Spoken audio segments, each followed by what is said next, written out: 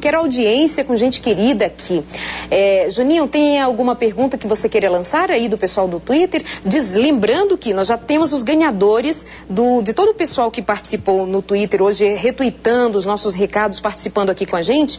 Nós demos de presente na web o livro Fundamentos do Lar Cristão, que é da escritora Ellen White, da Casa Publicadora Brasileira, e também Sapos Fervidos ou Ossos Dançantes, de autoria de Antônio Braga, vulgo este que está à mesa, aqui ao meu lado direito, próximo de mim, e tem dois livros dele lá para os que estavam com a gente participando e estão ainda no Twitter, como por exemplo o Jutrebe, ou José Maria Pereira, a Silze Vieira e o Deni. Vocês ganharam livros especiais, literatura de primeira. E mais informações sobre o trabalho, a literatura do pastor Antônio Braga, lá no blog do Consultório de Família. A partir de amanhã você passa a conhecer um pouco mais sobre a autoria deste homem culto, sábio, espertíssimo. Participa, meu parceiro agora aqui no programa Consultório de Família. Juninho fez alguma pergunta pra gente? Fez, Juninho? Não, você estava fazendo a propaganda dos livros aí e o pessoal está pedindo no Twitter. Eles querem que você coloque no blog os livros recomendados pelo pastor, pelas profissionais aí, para que eles possam ter mais base no relacionamento deles. Muito bom, pode esperar. A partir de amanhã a gente já põe isso lá, todas as informações. Juninho, então, tem pergunta? Não, só beijo de abraço. Tá mais comentando. Tá, então daqui a pouquinho a gente volta a se falar, tá bom? Obrigada por sua participação. Vamos lá. Tem gente aqui. O que devo falar? Ela diz: o que eu poderia falar para meu filho pequeno que perdeu o pai afogado há 15 dias? Como falar de morte para os filhos pequenos? Traumático, né? Muito traumático. A primeira coisa que eu diria é que sempre fale a verdade.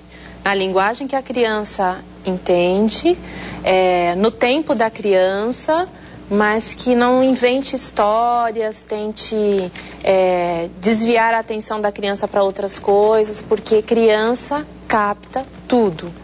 Então, o mais recomendado é que ela fale a verdade para a criança, né? Agora, para isso, ela precisa também lidar com a dor dela, como mãe, como esposa, né, com o luto dela, para conseguir também ter essa conversa com esse filho. Mas como é que se fala? Como é que se diz assim, o papai morreu? Que palavras se usam? Nossa. Eu assim, voltaria numa questão aí, que eu fiquei pensando aqui, peraí, ela está preocupada em como dizer para a criança e ela, né? E ela, porque a criança...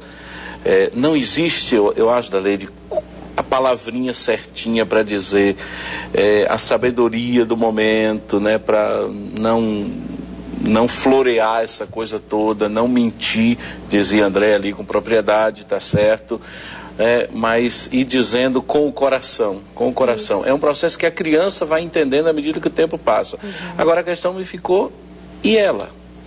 E ela, porque esse luto da criança tem uma dimensão, mas para ela, imagina, isso tem uma outra dimensão, e é preciso vivenciar exatamente isso, esse luto, né? Toda perda que a gente tem, seja ela por morte ou por qualquer outra situação, toda perda, ela demanda um luto, e um luto é um processo que ele não pode ser rápido, eu lembro muito de um conceito que não se pula etapas na vida. Quando a gente tenta pular etapas na vida, a coisa vem muito difícil para a gente. Então não se pula etapas, tem que vivenciar o luto, a perda, né, o processo de se deprimir com isso, até chegar lá. Bom, Elizabeth Kubler-Ross colocou isso num diagrama muito explicativo, né, que era, né, o choque, a negação, né, a negociação, né, a depressão e a aceitação, e aí o crescimento.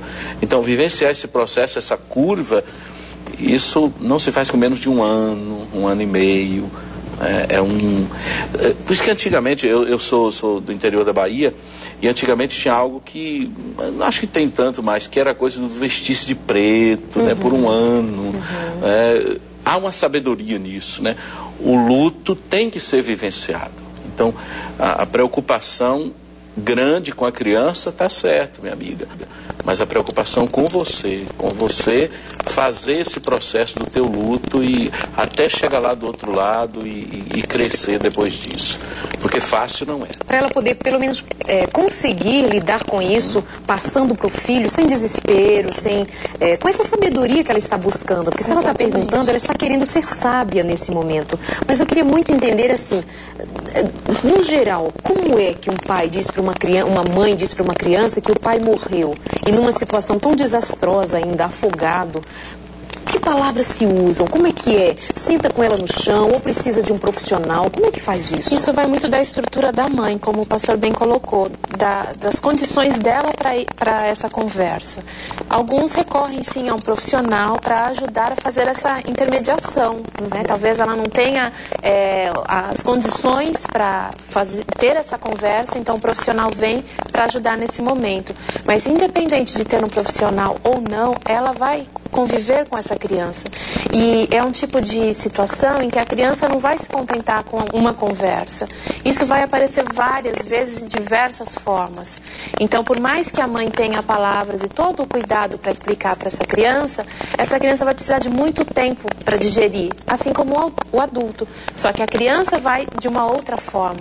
Isso vai aparecer, às vezes, em desenhos, na forma de brincar, em perguntas, às vezes de uma forma mais agressiva, mais manhosa, com mais choro. Isso tudo faz parte do processo da criança lidar com o luto, com a perda. Então, a mãe vai precisar ter, e aí, mais uma vez, eu reforço o que o pastor colocou, a paciência, e para isso ela vai precisar lidar com o próprio luto, com a sua própria dor, com a sua própria perda. E também não precisa entrar em detalhes quanto à morte do pai, né? Não. Não precisa descrever os detalhes, como foi, que ele morreu afogado. Não. Por enquanto, é só começar a dar essa notícia para que ela não se sinta enganada um dia. Exatamente. Quando descobrir que o pai... Isso é devastador. Morreu, né? Isso é devastador. Outra coisa que eu colocaria também é fazer uso de uma rede social de apoio, né? A família extensa, né, os colegas da escola, né, no seu devido tempo volta à escola, professores. Essa rede de apoio, ela se torna muito importante no processo para a criança, né? Que a vida continua com uma perda que, né, não é completamente entendida naquele momento, né, vai sendo ao longo do tempo, mas essa rede, eu acho que a mãe deveria fazer uso dela, né? Uhum. A família extensa, os amigos, né, a escola, fazer uso dessa rede de apoio a essa criança. E se colocar, nós aqui nos colocando no lugar dessa mulher, né? Ela está mandando uma pergunta preocupada com o filho, mas ela é viúva. Tem um órfão e tem uma viúva. Então dá pra gente sentir assim, bem no coração, a dor que você está sentindo, amiga. Quem sabe você está aqui nos ouvindo, tratar do seu caso, da sua história e derramando lágrimas, com o coração bem apertado, bem ferido. Mas nós cremos num Deus que pode sarar nossas feridas. Nós cremos num Deus que pode, com toda a misericórdia que lhe é própria ter dos seus filhos, dar a você condição de superar esta dor. Dar a você condição de superar por si e pelo seu filho. Com graça, com a misericórdia que só Ele tem para dar, você vai vencer. Eu quero pedir, sinto muito, e peço a todos que estão acompanhando a nossa programação que orem por essa mulher, que ore pelos enlutados, que ore pelos filhos que perderam seus pais, mães, queridos nossos, pessoas que fazem parte da nossa história. Quando nós as perdemos, dói muito. E nós nos compadecemos com a tua história e vamos estar orando por ti. Que Deus te abençoe. Eu posso colocar uma coisinha que eu lembrei, Darlene, nas tuas palavras foram muito bacanas. Veja que a Bíblia tem uma preocupação constante, desde o começo, em falar dessas duas pessoas, a viúva e o órfão. A preocupação da Bíblia é Deus preocupada. Há promessas muito específicas de Deus exatamente para esse grupo. órfãos e viúvas. Então Deus nesse momento serve como esse amparo muito maior, quando a Bíblia diz o Senhor é essa rocha forte. Olha que coisa bacana, né? A gente lançar mãos disso porque Deus faz questão de lembrar sempre do órfão e da viúva. Deus seja contigo, amiga. Um beijo no seu coração. Muito